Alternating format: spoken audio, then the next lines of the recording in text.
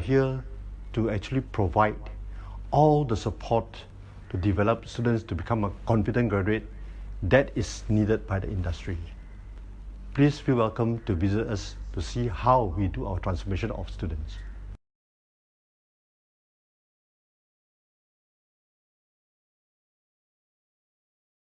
Hello everyone, very good morning to all of you and welcome to today's webinars. Introductions to cognitive behavioral therapy. So before we start today's webinars, I would like to go through a few things so that all of you know how to participate in today's sessions. So first, our audience are welcome to ask any questions. All of your questions from time to time. Besides that, our Q&A sessions, there will be a Q&A sessions open in the last 10 minutes. So feel free to ask any questions that you are not sure or you would like to know about it during that time. And lastly, at the end, before we end this webinars, we will provide a link for you for your attendance and digital certificates. So we will provide before we end this webinar. So please stay tuned on it. So once again, welcome everyone to today's webinars. I'm Grace. I'm the host speaker for today. And today we are very honored we able to invite Dr. Lai, to share with us his experience in cognitive behavioral therapy. So Dr. Lai has been practicing medicine since 1987, and he has been trained in family therapy and cognitive behavioral therapy, and he used as a multidisciplinary approach to patients' care. In 2018, he completed his postgraduate diploma in multi-generations family therapy from Academy of Family Therapy in Rome. Dr. Lai also been awarded as the Tokoh Orang Kurang Upaya in Pulau Pinang, and he have a lot of experience, in counseling and using cognitive behavioral therapy in his sessions. So, without wasting any more time, now I would like to welcome our speakers for today, Dr. Lai and Dr. Indrani. Okay, thank you very much. My wife, Indrani, will help me read my slides because I have a visual impairment. I don't see so well. So she'll read and then I will explain what is on the slide. So we are doing an introductory talk on CBT, which stands for Cognitive Behavior Therapy. On this first slide, you can see two pictures. On the left is Albert Ellis. He is the founder of RET, Rational Emotive Therapy, or later called Rational Emotive Behavior Therapy, which is actually quite similar to cognitive behavior therapy. And then on the right is Aaron Timbeck. He is the founder of CBT. He wrote his famous book, Cognitive Therapy for Depression, in 1967 with his friends. He's still alive today. He's in his 90s. Okay, his daughter Judith Beck is also very famous in this field. Next. Behavioral experiment. Okay, just to give you a feel of cognitive therapy to start off with, what I want you all to do is take your pulse, just put your finger on your wrist and then see how fast your pulse is beating at this moment. Okay, just get a feel of how fast your pulse is beating at this moment.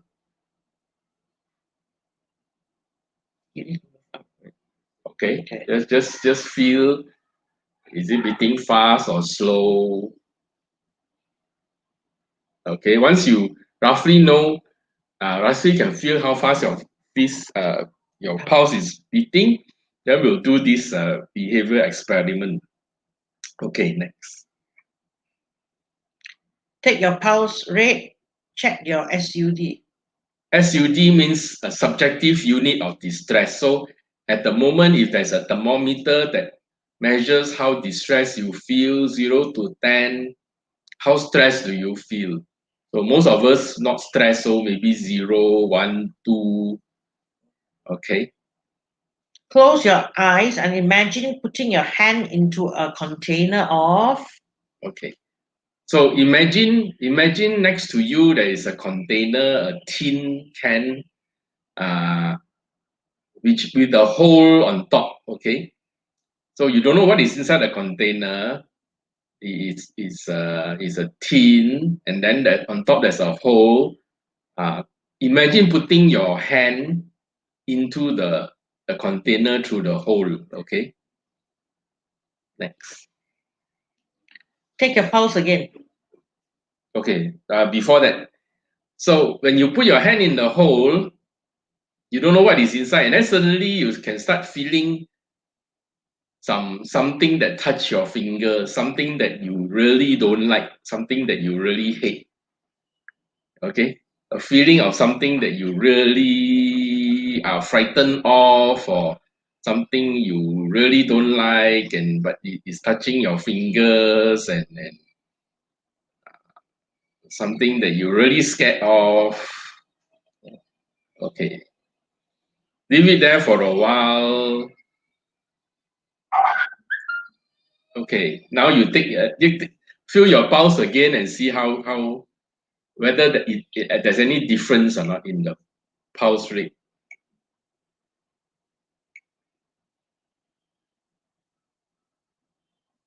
And if I ask you your thermometer, how you feel, 0 to 10, what is your distress level? Has it gone up, gone down, remained the same? Most people, when they do this experiment, the distress level will go up a bit. Okay, and then your pulse rate may go faster, right? Now you open your eyes. Actually, there's no box, that nothing is there. So what made your distress go up and what made your heart beat faster? So the answer is actually just thinking about something that you don't like, right? So CBT is about thinking, feeling, and what thinking does to your body and how thinking affects your behavior. So this experiment shows you there is a strong link between what you think, how you feel, and what that does to your body, and then how it affects your behavior. Next. What are you feeling? How bad was it? CBT model hot cross bun. Okay. This is a commonly used, when you do CBT, you need to use this model. This model divides our experience into 4 parts: our thinking, cognition, our feeling, emotion, bodily sensation or biology, and then our behavior. Okay. Next. Cognitive theory. There is a strong link between how we think, how we feel, what we do. Okay. So the basic theory of CBT is actually very simple. How we think affects how we feel and affects what we do. Okay. So if you think that your girlfriend is meeting another boy, that will make you feel very angry, and that will cause you to scold her, right? So the thinking affects your feeling, and that affects your behavior, right? Can I tell my cat story? Okay. Let me tell you a story. Mary is home alone because she's revising for SPM exams. Her parents and sister have gone to Cameron Highlands for the weekend.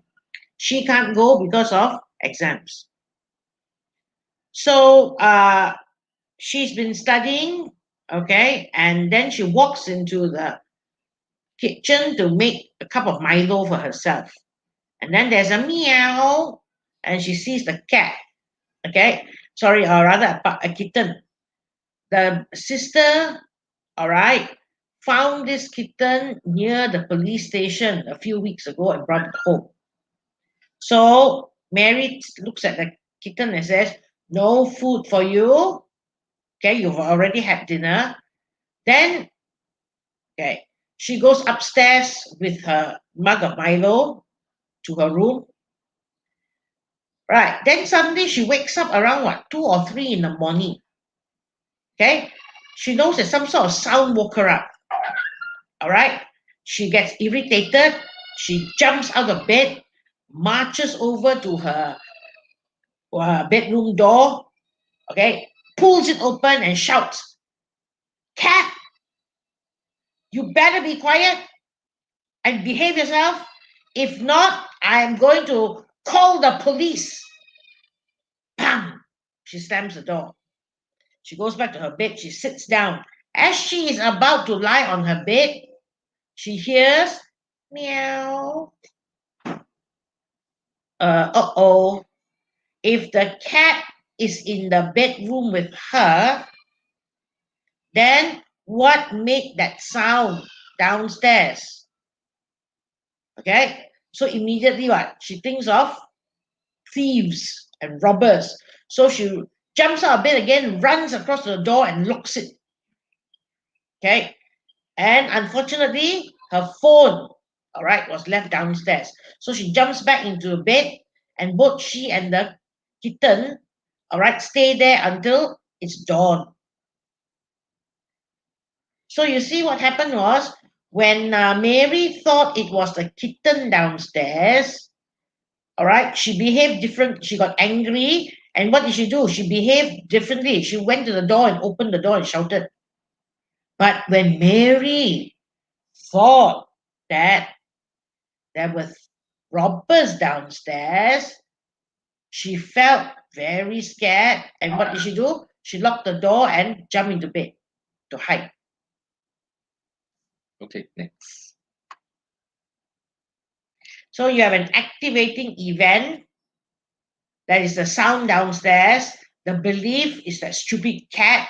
Consequences, shout at the cat, get angry.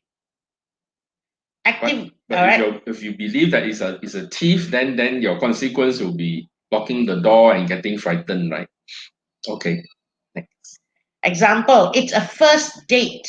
You're waiting in a restaurant expecting your date to show up at 7 o'clock. It's 7:15 and it's a no-show. What is your feeling? How will you feel if you are this person? Okay, you're supposed to meet the guy or girl for a date. You 7 o'clock, now 7:15, nobody came. How do you feel? What are some of your feelings? You can type on the chat. Is there a chat? Yeah. I've been stood up again. This is one thought. This always happens to me. So if you feel that you've been stood If you up, think like that, then yeah. how will you feel? What's your emotion? Happy, sad, angry. So if you feel sad, what will you be doing? What will you do after that? What will you do if you have this thought? I've been stood up again, the person don't want to come and see me, I feel sad, you go home. Maybe you'll never go on a date again, right? Here's another thought. Something must have happened to Joe. So what will you be feeling? So if you think like that, you probably feel anxious, right? And if you feel like this, what will you do? So you probably take up the phone and start calling and see what is happening. Okay. Next thought. Another possible thought is next.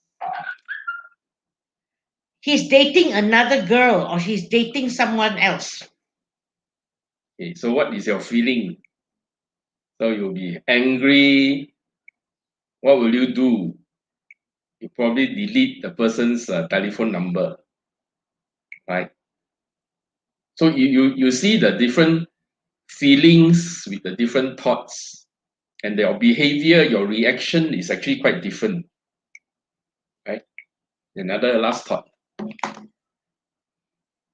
Joe's boss must have given him extra work again. How will you feel? And what will you do? I would probably feel sorry for Joe. Then I get annoyed with the boss. And so when he I will comes, wait. you will probably order some nice food for him and nice drink for him, right? You won't scold him, you won't be upset with him. So how we think is very powerful. It can change the way you feel, and it can change your reaction to how you feel. So in your daily life, if often you feel angry and often you react by scolding or crying, then check and see what have I been thinking all this while. Why do I get so upset about small things? So you look for your thinking, how you are thinking. Next. You met your boss along the corridor and greeted him, but he looked at you and just continued walking. He did not greet you. So students, you are no boss, but you probably have a lecturer or a head of department. So you meet the person in the morning, you say good morning, sir or madam. The person look at you, don't smile, don't reply, and then just continue walking. So how will you feel? It depends on what you think, right? He looks down on me and thinks I'm nobody. So if you may think, oh, I'm just an ordinary person, I'm not very clever, that's why he don't care about me. Then you feel sad or you feel maybe angry a bit, right? The next time you see him, you won't greet him, you will go some other way or pretend don't see him. Next. He must have found out some mistake in my work. Okay, maybe your lecturer has reported to him that you didn't attend class a few times. Then you get worried, you get anxious. So again, next time you see him coming, you will hide, you will go another way. Another thought. He could be preoccupied with some problem. Okay, maybe he had a quarrel with a wife or a husband, and then he didn't hear you greeting him. So this one you won't feel anything, right, yourself. And then next time when you see him, you probably still say good morning to him. Okay. He may be ill. Yeah, same thing, this one. Okay. So next time you see him, you still say good morning because it's not your problem, it's his problem. Next. You've been trying to reach your friend since 8 a.m. You called 3 times, texted 5 times. It's 10 p.m. No return call. Okay. What is your feeling? So some people may feel angry, some people may feel worried, some people may feel sad. Now the question to you is, how can you think in a way that is best for you? How can you think in a way so that you don't feel too angry, you don't feel too worried, you don't feel too sad? You feel quite normal.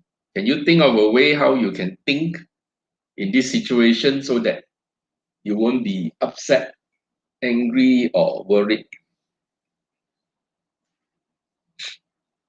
Is there a chat box? Anyone who have a good thought can type in the chat box, and then Grace can read for us.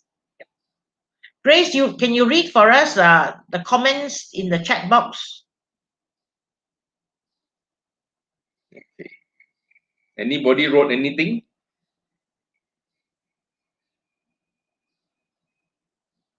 Must give them a little bit of time to think. Okay.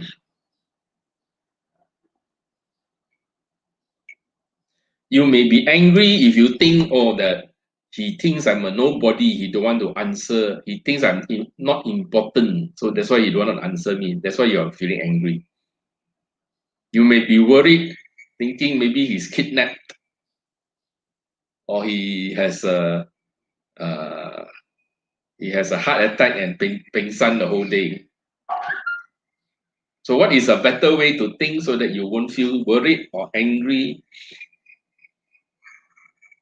You may be sad if you think, oh, he don't want to be my friend anymore because of something I said. Or it could be that, all right, he forgot to charge his battery and he didn't bring a charger to work. Then you won't feel upset with him. So that is a better way to think, right? He didn't charge his battery, or maybe he dropped his phone. Yeah. Okay, next. Okay. So here you have an anxious thought, a sad thought, an angry thought. Okay, next. Okay. A more helpful way to think. It's not the event, but the meaning of the event that affects a person. Okay, this is the gist of CBT. Okay, it's not the what happened that affects a person, but the meaning you attach to what happened.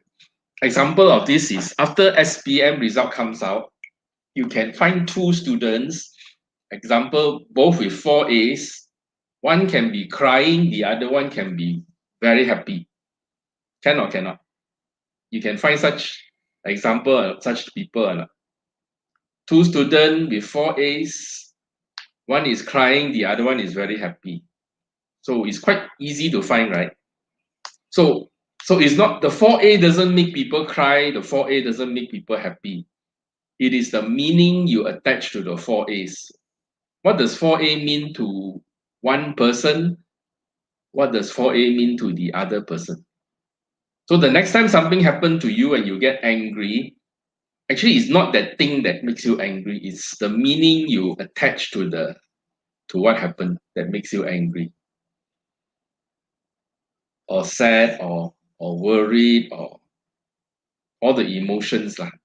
So you check and see what is the meaning. Why am I so upset about this? Or why am I so worried about this? Or why am I so sad about this? It's not the thing that makes you sad. It's the meaning. Okay. So for instance, if you've been trying to text your friend since 8 a.m., no return call from him, and one anxious thought, worry may be, oh dear, did something happen to him? Why is he not answering his phone? A sad thought is what? He doesn't want to be friends with me anymore. Okay. Angry thought, why can't he just take a few minutes, just take 1 minute to text me? Right? Does he think what he's so important? Okay, and I'm so unimportant. And finally, a more helpful way to think maybe, oh dear, maybe there's something wrong with his phone or he doesn't have his charger. So, see, same situation, 4 different types of thoughts. And depending on what kind of thought it is, it affects your emotion. You are sad, you are happy, you are angry, you're worried. Okay. Albert Ellis's ABC. A is activating event, B is irrational belief, and C is consequence. Okay. Example is driver 1 waved thanks. Okay, but driver 2 showed him a vulgar sign. So why do you think the driver 2 showed him a vulgar sign when the driver 1 waved at him? So probably the driver 2 thought that the driver 1 actually showed him a vulgar sign, that's why he showed back. But actually the driver 1 was trying to thank him for letting him cut in. Okay, so you can just imagine, all right, how easily people can miscommunicate. Yeah.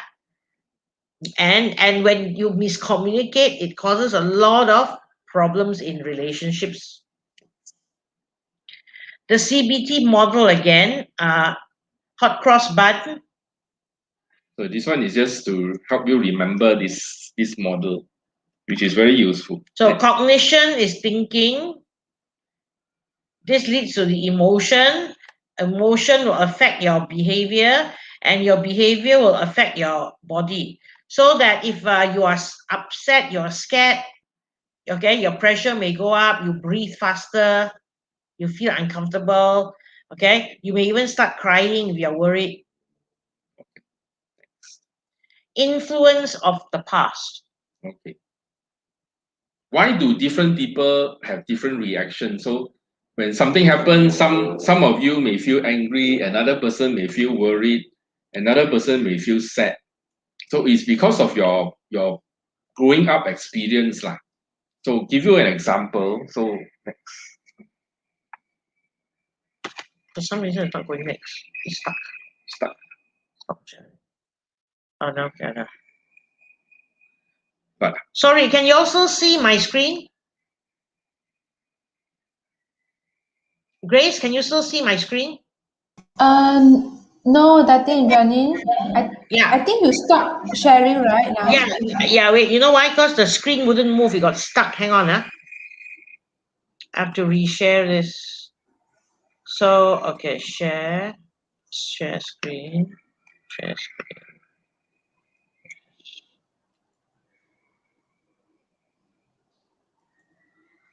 Now, can you all see the screen? Yes. Excellent. nothing happens. Yeah, so temperament and early experiences will affect your view of yourself, your view of others, your view of the world, and your view of your future. And, all right, it's like the view, this perspective is like a pair of glasses. The colored glasses lah. So if a girl grows up in a family where the father has extramarital affairs, is a womanizer, so she may grow up with this belief that men cannot be trusted, right? So that will color her spectacles. It may color in a different way. So next time when she gets married, okay, if she sees her husband in the office talking to two pretty girls, she may start feeling the same way, that my husband is trying to be funny, he is trying to be a womanizer, then he'll get angry with the husband. Okay? Next.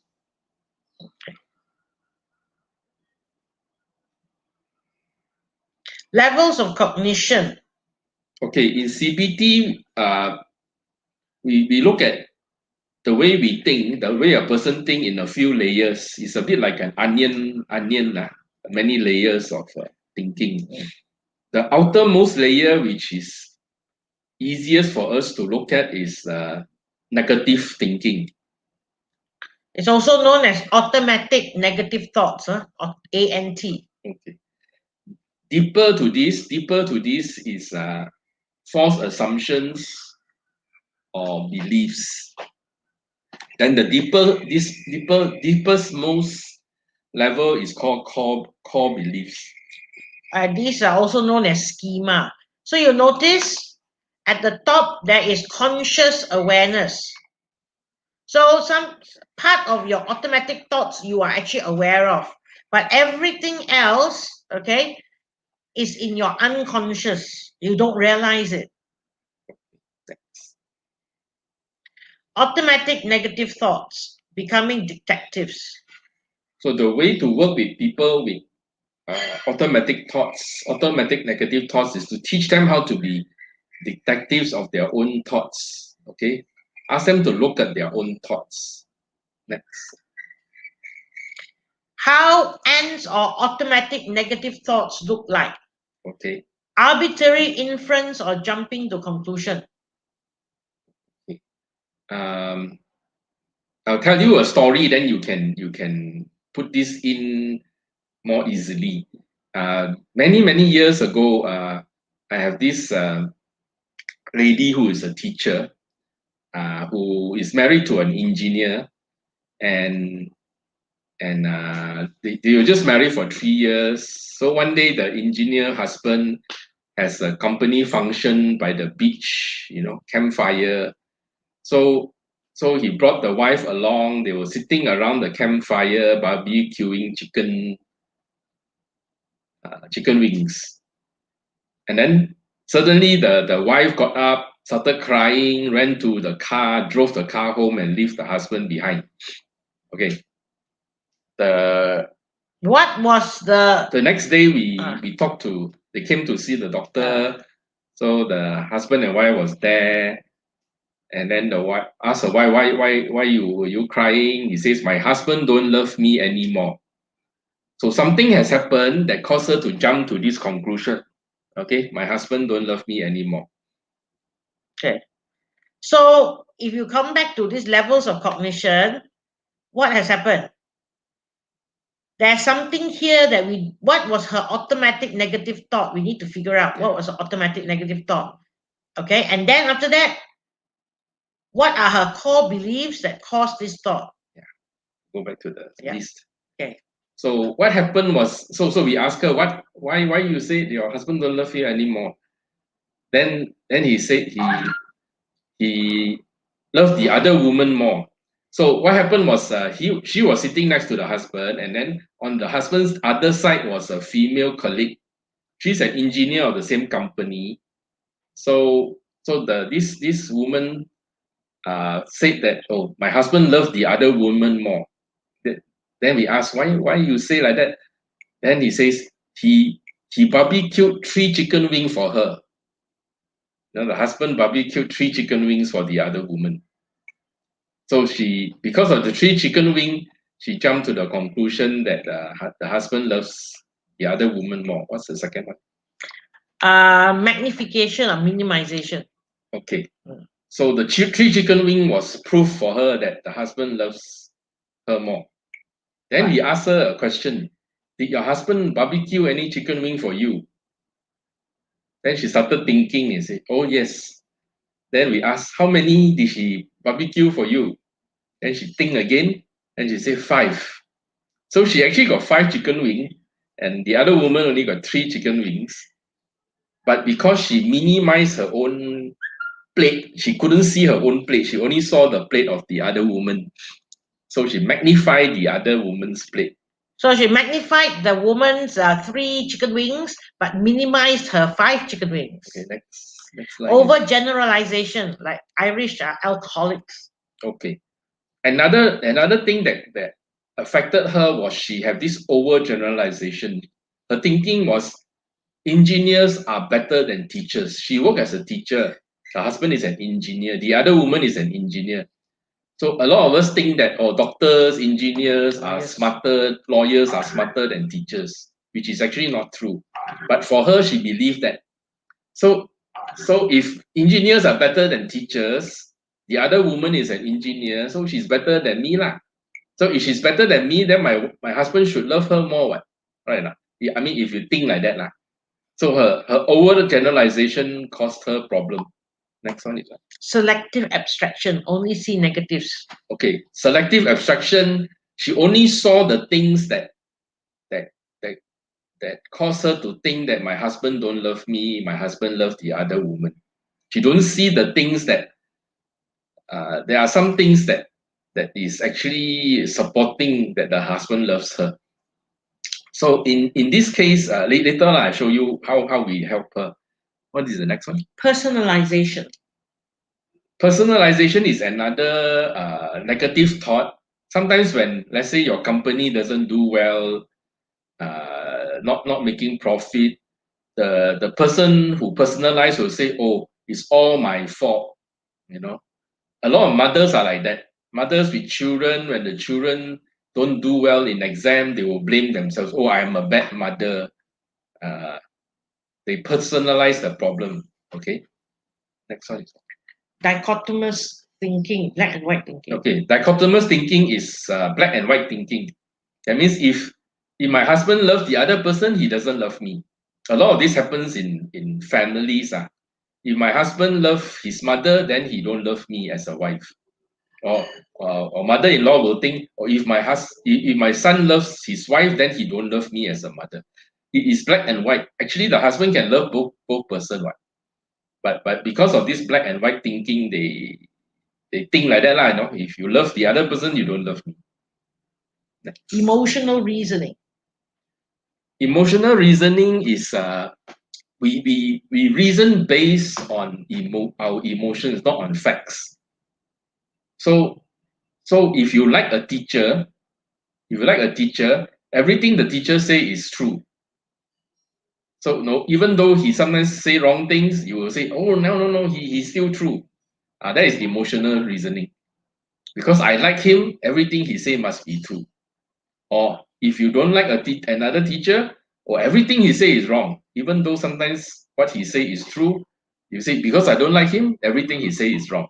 That is emotional reasoning. So in this case of the barbecue chicken wings, what's the emotional reasoning? And the black and white. Because I'm feeling so upset, so it must be true that my husband doesn't love me. So it's the other way around of reasoning, you know. The reasoning goes haywire. Yeah. Okay. And so because she then feels upset that the husband loves the other woman, she runs away to the car and drives home. Okay. Mind reading. Mind reading is you expect the other person to know what you want. So sometimes the wife says, "Oh, my husband didn't order the food I like." So we ask the lady, "Do you tell your husband what you want to eat?" He says, "No lah. He should know what I like to eat what." So that is mind reading lah, you know. Is you expect people to read your mind, or sometimes you pretend you can read other people's mind. Oh, he doesn't like this, so I didn't buy this for him. But you didn't ask him how you know he doesn't like. Okay. Fortune telling. Fortune telling is like sometimes people who are depressed, they want to apply for a job. They'll say, sure cannot get one, so no need to apply. That is fortune telling. So by not applying, you sure won't get the job. Right? Okay, next. That's it. Okay, next. Okay. Tracking down ends or automatic negative so thoughts. when we find automatic negative thoughts, what do we do with them? First, we have to catch them. We have to look for them and catch them. So how do we look for them and catch them? We first look for emotions. Yeah. What are the strong emotions? Like for this teacher, a strong emotion, she was so upset, right? So the question, we trace it from her feeling of upset lah. So we ask her, when you are so upset, what were you thinking? So her thought was, my husband don't love me. So by linking her feeling to her thought, we managed to catch her automatic thought. So locating hot thoughts by identifying strong emotions. Okay. Hot thoughts are thoughts that makes you emotional. Whenever you think of that thought, you start crying or you get upset.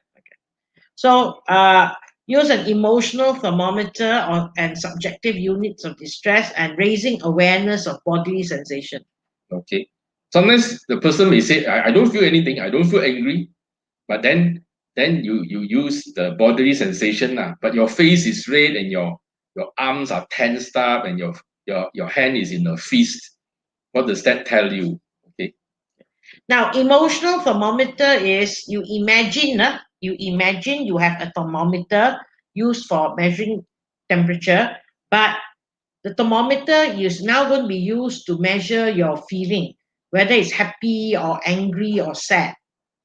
So usually zero is no feeling. At the bottom is 0 and the top is 10. Okay, let's give you an example. Like if I ask you your feeling of anxiety or stress, what is your level now, 0 to 10? Many of you actually no stress, no anxiety.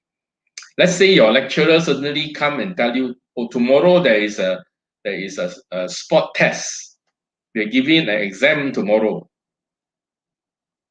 What will happen to your emotion from 0 to then 10? You'll shoot up, right? To not just 10. No, I think you should 6, 7, 8. I think mine will go to 12. Okay. Okay. Right. Now, so that's how you use your emotional thermometer to check how you are feeling. What is raising awareness of bodily sensation? Yeah.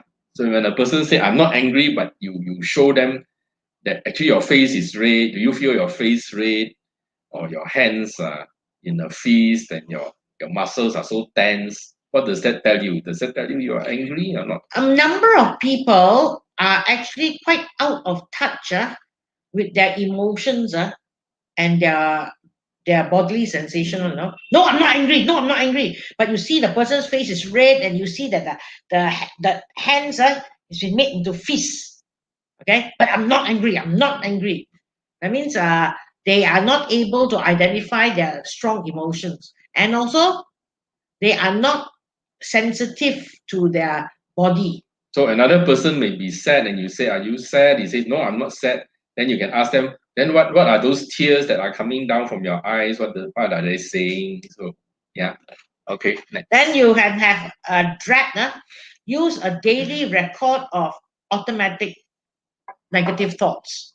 Next. So daily record of automatic thoughts. Okay.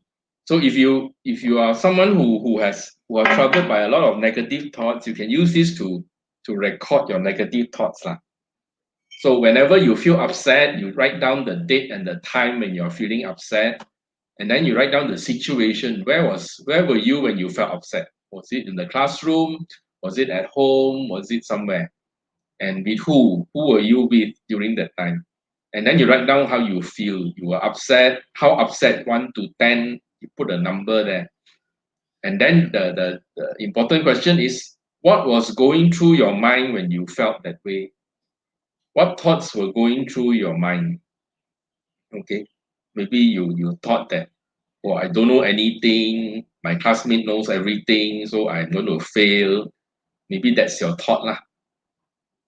Or nobody cares for me. Maybe that's your thought. Okay. So this is a way to catch your thoughts, your negative thoughts. Some techniques with automatic negative thoughts. So once you catch them already, so what to do with them, right? One alternative ways of looking at the problem. What would your good friend think?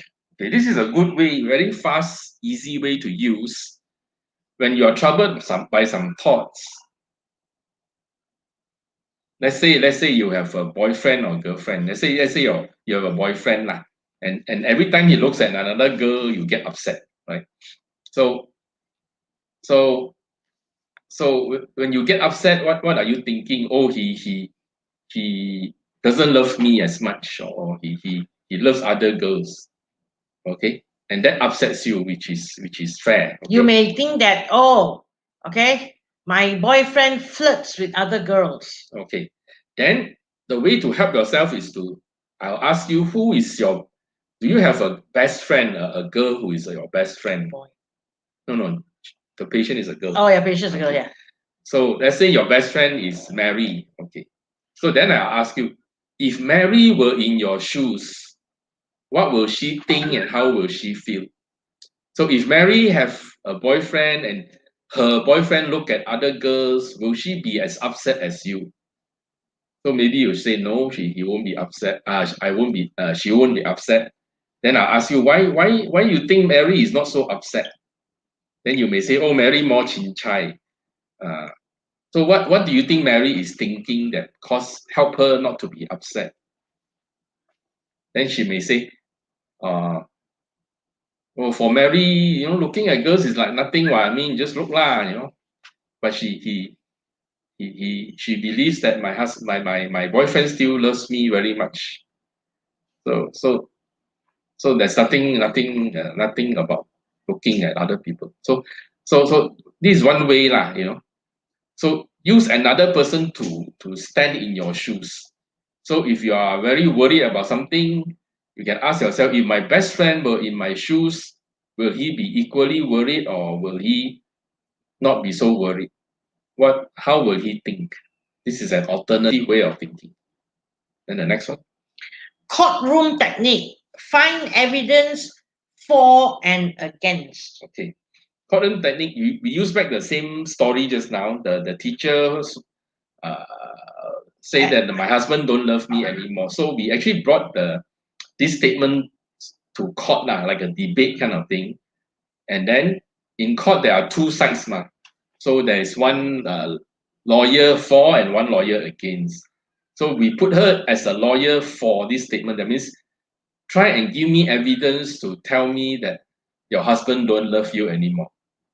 So she said, okay, he barbecued 3 chicken wings for the girl. Anymore? He says, oh, whenever he talks to that woman, he smiles. Then anymore? Then he says, I sparkle. whenever he looks at the girl, his eyes sparkle. Okay. Okay. Right. So those are the 3 things lah. Okay. Then I put her on the other side. Let's say you are the lawyer defending your husband. That means it's to say that it's not true. It's not true that your husband don't love you anymore. Can you give me any example? Usually for the patient, it's more difficult lah. Okay, they are really so upset. So this one we may have to help her. So we help her lor. We ask her, oh, did your husband barbecue any chicken wing for you? She said yes. How many? She said 5. Okay, there's one evidence against already. And then we ask her lor, how long have your husband known you before you got married? She said 2 years, and then they are married 3 years. So husband knew her 5 years lah. How long has your husband known the other woman? Actually, they have been working together quite long already. I think 10 years. So the husband actually know the other woman for 10 years. The husband only know her 5 years. If the husband loved the other woman, he would have married the other woman, right or not? So that is another evidence against. Number 3, this is a company function for engineers. If he want to have affair, why bring you along? You know, why bring the wife along? I mean, if he likes the woman, you can tell you, this one company function, you cannot come. Then he can go and sit close to the other woman. Oh, I want to tell the last one. And then the last bit, remember, whenever the woman said that whenever my husband looked at her, all right, his eyes sparkle. Do you know why? They were sitting around this fire, isn't it? Or standing around the fire, and then they're barbecuing. So what happens when you wear glasses? The fire, all right, the light will what? Will reflect off your glasses, so it looks like the eyes are twinkling. It's not. It's a reflection. Okay. So this is another technique to put it in court, and then put a list of pros and cons. Okay. So next time before you quarrel with your girlfriend or boyfriend, you write this down. Okay. What is the positive? What is the negative? Yeah. Before you quarrel with your boyfriend or girlfriend. Next. False assumptions or rules or regulations. Okay, this is a deeper level. We go deeper. Just now is the superficial level of automatic thoughts. Okay. Yeah. So, all right, we did the automatic negative thought. So now we're going deeper into the onion, assumptions and rules. Okay. Okay. What next? False assumptions or rules and regulations. Okay. Next. Okay. Features. Statements with must, should, ought to, all, always, never. Okay. If and then. Every time you catch yourself saying this, you need to stop. Whenever you say something that has a should or a ought to or must, that is actually an assumption. Okay. So if you have children, you tell the children, oh, you must get an A. That is a false assumption. Okay. Or if you have parents, oh, children should always go back and visit parents. That is a false assumption. I'm not saying it's wrong, but whenever you say to yourself, I should, I must, I ought to, that is actually a rule already, a rule. Okay. Then you need to stop and check. Is it still correct or not? Is it still true? A lot of ladies, they have this assumption from their parents. Okay. oh, you must always cook at home. Good mothers must cook at home, cannot eat outside. That is an assumption. Okay, those are rules and regulations which may or may not be true. What else? Okay, that's your examples I read. Ah. Good children should phone their parents every day. You must never argue with your superior. Everything I do must be perfect. If my next child is also a girl, then I'll die.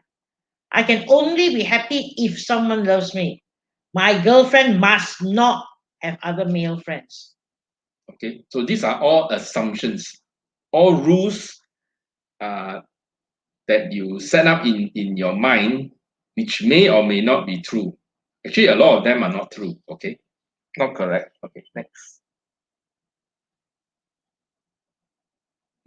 Techniques, guided discovery, or Socratic questions. So when you come across such things, the way to handle it is to ask yourself questions like, How has this way of thinking helped you or not helped you? What do you think would happen if you do not follow this rule for 1 month, 1 week, 1 day? so you ask yourself questions, or you can get a good friend to ask you questions to explore whether this belief is correct or not correct. Okay. All right. Helpful or not helpful. Behavioral experiment. Do not worry about kicking stones. Okay, I'll show you a behavior experiment in a video. This is actually a stage demonstration. You look for it. By a cognitive therapist, a world famous cognitive therapist. Her name is Christine Pedesky. So she's working with this lady who has panic attack. Panic attack means she suddenly feel very frightened, her heart beat very fast, and she thinks that she'll faint, she'll get a heart attack. So she did a demo in front of audience. Okay, so she's trying to use questions and experiment to help her test her thoughts. Oh, sorry.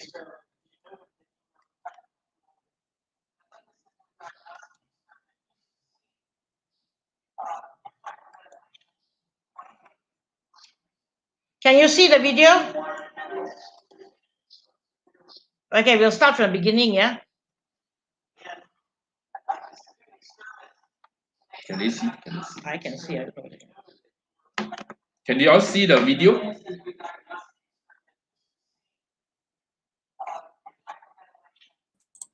Yes, doctor, can. No problem.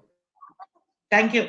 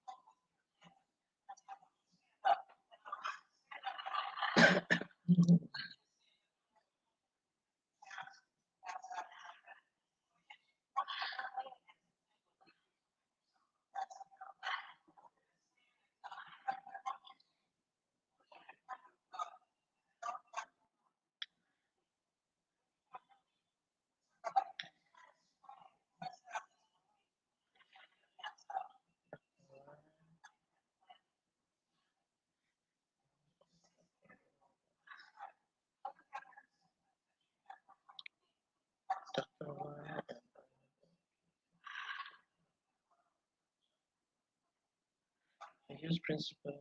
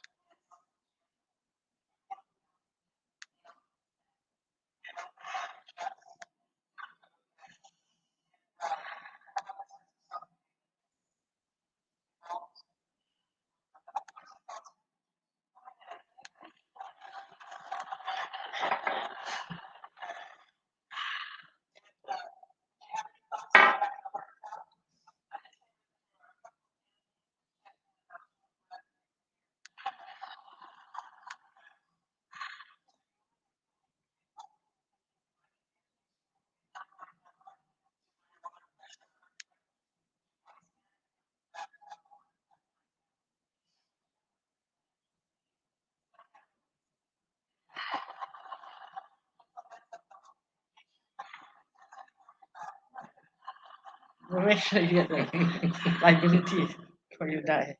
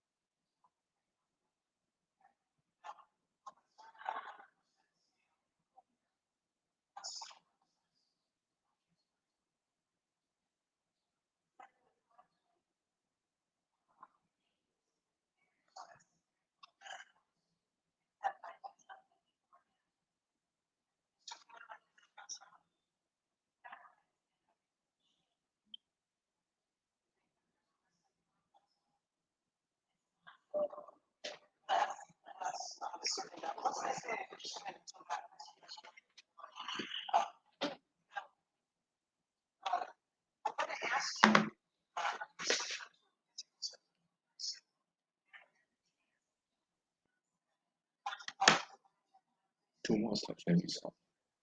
I'm not going to continue everything. Depends on time to answer this question.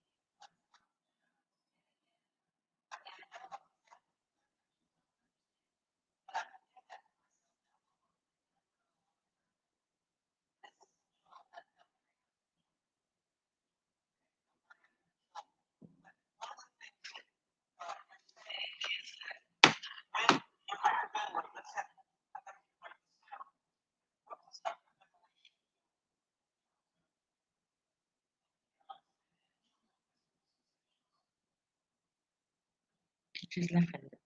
Who? So this Lady. Okay, no, the lady.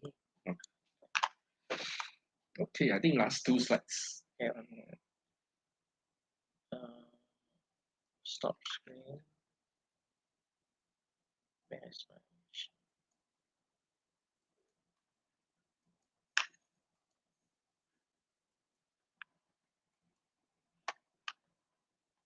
Okay, you want to teach the behavioral experiment? This is the behavioral Yeah, experiment. tell me. This is a behavior experiment. That means you get the person to try it out and then see and then think about it and you know, is it really true that when the panic attack comes you will faint? So that lady on the stage actually found out that actually is not true. So when she has a heart heartbeat fast, and then she feels dizzy. She didn't faint. Okay, so that was a way to help her see that it's not true what she was thinking. Okay. Core beliefs Okay, or we schema. come to the last part of the thought in CBT, the deeper kind of beliefs next. Features, depressed. The thoughts are, I'm a failure. No scheme, I'm a failure. Nobody loves me. My future is gloomy. Okay, so people who are depressed, people who are anxious, people who are angry usually have this fixed kind of beliefs. Okay, you ask anyone who is depressed, they will tell you, I feel I'm unworthy, I'm a failure, I'm useless, nobody loves me. Okay. You ask anyone who is easily anxious, they will say, I'm very fragile, I can die any moment, life is so uncertain, people cannot help me.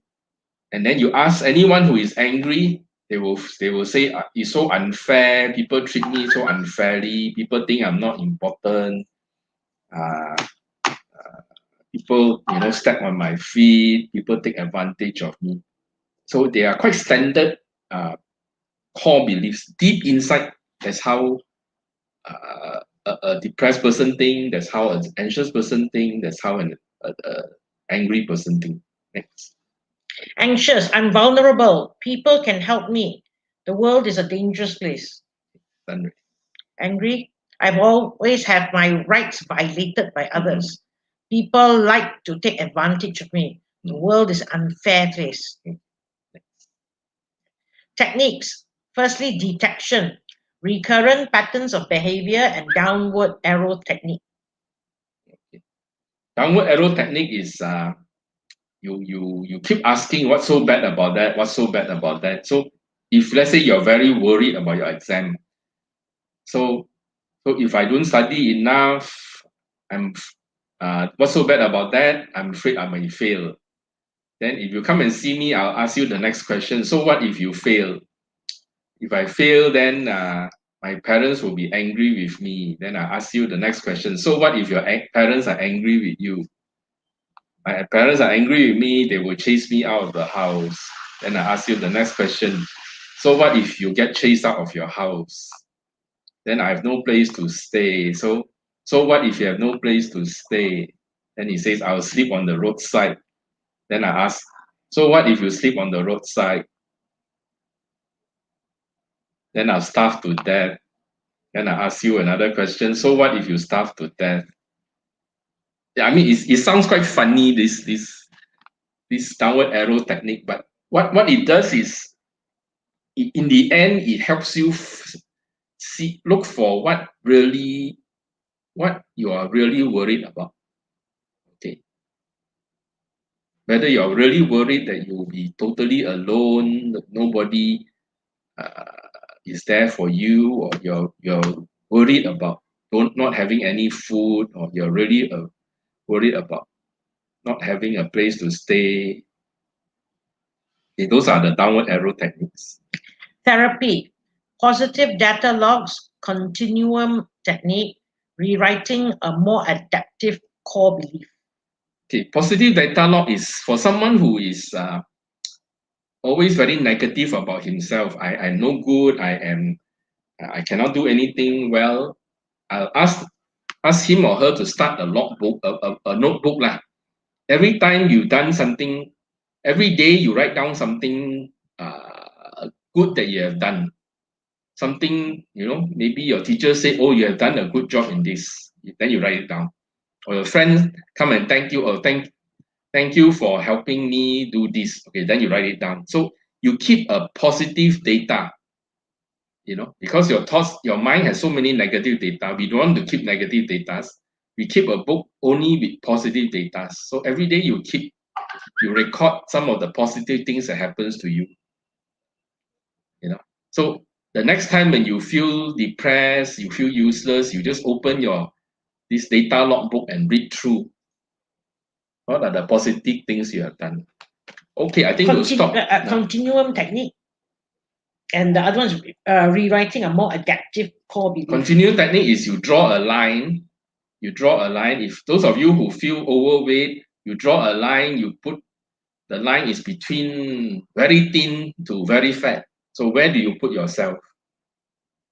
So when you draw a line, then you don't feel that you are so overweight because there's so many people more overweight than you, right? Rewriting a more adaptive core belief. So instead of saying I'm totally useless, you can say I can still do something. Or instead of saying I'm a total failure, you can say I managed to join Sergi and I'm doing a course. So you change your extreme kind of thinking okay, and rewrite your own core beliefs. I think we stop here and then take some question and answers. Yeah. Back to you, Grace. Okay, thank you, Doctor, and thank you, Dr. Indrani, for this fruitful sharing sessions. I think we really get much, a lot about, know more about what is CBT through these sharing sessions. So, guys, now is our Q&A sessions. So please feel free to write down your questions in the live chat room, and I think Dr. Lai will answer your questions soon. Okay. Dr. Lai, we have one question here. Can we use CBT technique like downward arrow practically by ourselves? Like, for example, having feelings of falling, or would there be a need to see a professional in such situations? You can try a little bit, but if you feel more and more upset, then you better see a professional. Okay, thank you. Uh, Guys, please feel free to write down your questions in the live chat room. While we are waiting, actually, I have one question. Just now we talked about automatic thoughts and false assumptions, core belief, right? And before that, we also talked on our past experience will influence us for us to have the different color of spectacles looking at Yeah. different things. So is it our core belief is influenced by our past experience actually? Yeah. Let's say you grow up in a family, your parents are very high expectation, even if you get 99 is not good enough. So your core belief will be I am never good enough. So next time when you do work, even if people say it's very good already, you still tell yourself it's not good enough. I have a student, okay, who is in the top Chinese school in Penang, and he's number 13 in the whole form, I think form 3, form 2 or form 3. And you know what the father said to him? 13 is not good enough. When I was in that school, I was always top 3. Okay. Oh, so this will influence the core belief of that students, right? Yeah. So next time when he works, he will always be unsatisfied with his work. Even though other people may think it's quite good, he himself will think it's no good. Okay. And just now, during Dr. Lai's sharing, right, I noticed that actually for CBT, right, the patients need to have a lot of time, they need to express themselves, right? So actually for this technique, is it applicable for children? Like for those, they are really unable to express themselves verbally so well?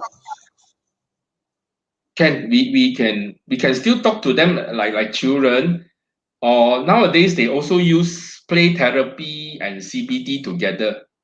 You can let them play, and then while they are playing, let's say they play with a horse and a baby horse, and then let's say the child plays and put the baby horse far away and put the mother horse somewhere else. Then you can ask the child, why is the baby horse so far away? And then the child may say, oh, because he is naughty. That's why the mother push him far away. Then you can ask, why is she naughty? Why you think mother thinks she's naughty? Then she'll tell you lah, oh, naughty because parents to divorce lah or whatever. So from the story, you can actually correct the negative thinking. So you can use this for children as well.